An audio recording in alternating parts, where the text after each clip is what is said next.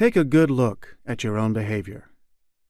Is there someone who might discover what you're up to and say, "This is your last chance"? Could there be a problem with the law, such as being arrested with a prostitute? Could a spouse or child discover the porn on your computer? Could your wife find you masturbating to porn in front of the TV, where your children might also see you? What would need to happen to make you decide you have a problem? Who would need to find out? Think about it. It happens to people like you every day, and it can happen to you. Just think about it. Are you a train wreck waiting to happen? Would it take something like what happened to Bob when his young daughter walked in on him? Or could you hit bottom when it looks as though you're doing okay and you're still maintaining, but realizing your life could totally self-destruct at any moment? Howard is a good example of someone who took action before his life could become a train wreck. Howard and the Working Girl.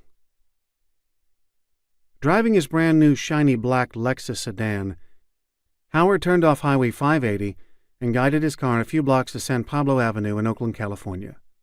At that time, San Pablo Avenue was a grungy thoroughfare, part of which were littered with used drug needles and empty liquor bottles.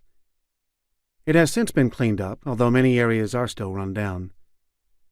At that time, the notable attraction of San Pablo Avenue was that it was known as an area where prostitutes solicited customers while walking the unswept sidewalks or leaning into cars from dirty curbsides. A heavy-set man with curly dark hair and very pale skin, Howard had achieved financial success as a programmer for a major software company. He frequently traveled and had no clue about how to date. Lately, Howard's job had been more and more affected by his compulsion to visit working girls.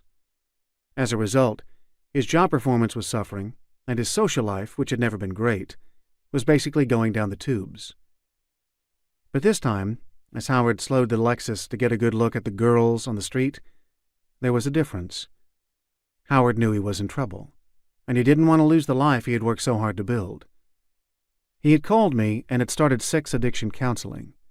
It was going well. So, why was he once again cruising San Pablo Avenue? Because I had asked him to. What? His sex addiction counselor had asked him to look for a prostitute? Yes. Except this time his counselor, me, was sitting comfortably in the back seat of the Lexus,